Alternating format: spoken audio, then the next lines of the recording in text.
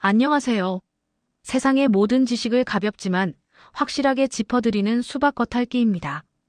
오늘은 동양 최고의 역사서 사마천의 사기 중에서도 아주 특별한 기록인 골계열전을 함께 파헤쳐 보겠습니다. 웃음 속에 날카로운 칼날과 지혜를 숨긴 사람들의 이야기 지금 시작합니다. 보통 골계라고 하면 단순히 웃긴 이야기라고 생각하기 쉽죠. 하지만 사마천이 말하는 골계는 절대 권력 앞에서 목숨을 걸고 직언하는 대신 유연한 해악으로 군주를 바른 길로 이끄는 고도의 정치적 수사학을 의미합니다. 한자를 뜯어보면 더 명확해집니다. 골은 물 흐르듯 유연함을, 개는 멈춰서서 헤아림을 뜻하죠. 즉 물이 그릇 모양에 따라 막힘없이 흐르듯 상황에 맞춰 기지를 발휘하는 임기응변의 정수라고 할 수 있습니다. 사마천은 왜 왕이나 장군이 아닌 광대나 대릴 사위 같은 사회적 하층민들에게 주목했을까요? 본인이 억울한 궁형을 겪으며 느낀 시대의 모순을 웃음이라는 무기로 돌파한 이 마이너리티 영웅들의 삶에서 진정한 지혜를 보았기 때문입니다. 자, 그럼 이제 본격적으로 웃음으로 시대를 평정했던 인물들을 만나러 가보시죠. 첫 번째 주인공은 제나라의 순후곤입니다. 그는 대릴 사위 출신의 키도 작았지만 그 새치 혀는 그 어떤 칼보다 날카로웠습니다. 비천한 신분을 극복하고 재상의 자리까지 오른 입지전적인 인물이죠. 유명한 고사죠. 3년 동안 주색에 빠진 제 위왕에게 순후곤은 수수께끼를 던집니다. 나라에 큰 새가 있는데 3년째 울지도 날지도 않습니다. 무슨 새일까요? 왕은 즉시 한 번 날면 하늘을 찌르고 한 번 울면 세상을 놀라게 할 것이다라며 각성합니다.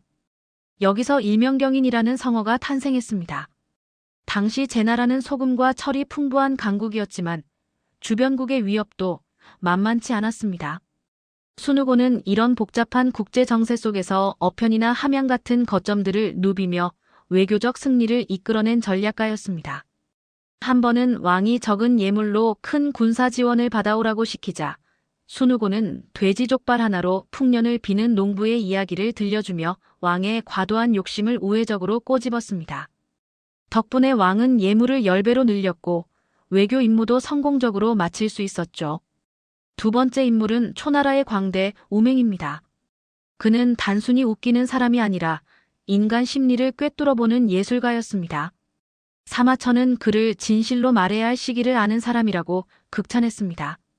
초장왕이 아끼던 말이 죽자 제후의 예로 장례를 치르려 했습니다. 우맹은 오히려 더 성대하게 치러서 천하에 우리 왕이 사람보다 말을 더 귀하게 여긴다는 걸 알립시다. 라며 역설적인 풍자를 던졌습니다. 왕은 부끄러움을 느끼고 즉시 계획을 철회했죠. 그리고 왕이 말했습니다. 과인의 잘못이 그 정도란 말인가? 이를 어쩌면 되겠는가? 그러자 우맹은 다음처럼 말했습니다. 청하옵건대 대왕을 위하여 가축의 장례로 치르십시오.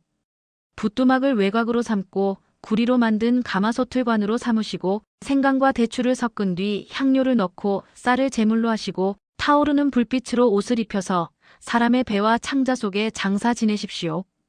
이에 왕은 곧 말을 요리사인 태관에게 넘겨주고 세상 사람들에게 영원히 소문나지 않도록 명했습니다. 명제상 손수고가 죽고 그의 아들이 굶주린다는 소식에 우맹은 1년 동안 손수고의 말투와 행동을 연습해 왕 앞에 나타납니다. 그리고 재상이 되어봐야 죽으면 자식은 굶는다며 왕의 무관심을 꾸짖어 공신의 후예를 구제했습니다. 이것이 바로 우맹이관의 유래입니다. 세 번째는 한무제 시대의 기인 동방삭입니다. 그는 방대한 학식을 가졌지만 스스로를 광대처럼 포장해 권력의 칼날 위에서 살아남았습니다. 동방삭은 죽간 3,000장에 달하는 자기소개서를 써서 화려하게 등장했습니다. 그는 나는 깊은 산속이 아니라 대궐 한복판에 숨어 사는 은자다라고 말하며 기행과 재치를 보호색 삼아 정적들의 감시를 피했습니다. 위나라의 서문표는 미신을 깨뜨린 행동파 골계였습니다. 하백에게 처녀를 바치는 악습을 없애기 위해 무당을 직접 강물에 던져버리는 파격적인 풍자를 선보였죠. 그 후 12개의 수로를 파서 민생을 안정시킨 실용주의적 영웅입니다. 이들의 이야기는 오늘날 우리가 쓰는 수많은 고사성어의 뿌리가 되었습니다. 일명경임부터 즐거움이 극에 달하면 슬픔이 온다는 낙극생비, 술의 절제를 강조한 주국증난, 그리고 관용의 리더십을 말하는 수청무어까지 모두 골계열전의 날카로운 통찰에서 나온 지혜의 정수들입니다. 그렇다면 사마천이 이 기록을 통해 진짜 하고 싶었던 말은 무엇일까요? 사마천 본인은 직언을 하다 궁형을 당했습니다. 그래서일까요? 그는 상대를 분노케 하는 직설적인 비판보다 스스로 깨닫게 만드는 웃음의 힘이 훨씬 효과적이고 실용적이라는 사실을 역설합니다.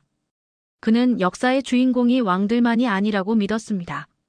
광대와 난쟁이 같은 낮은 곳의 사람들도 지혜를 통해 세상을 바꿀 수 있다는 민본주의적 역사관을 보여준 것이죠. 정리하자면 골계열전은 우리에게 세 가지를 가르쳐 줍니다.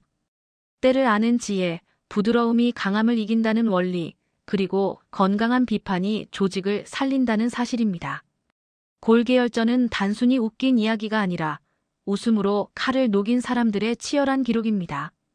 오늘 보신 지혜가 여러분의 삶에도 유연한 힘이 되길 바랍니다. 지금까지 수박겉핥기였습니다. 구독과 좋아요는 큰 힘이 됩니다. 감사합니다.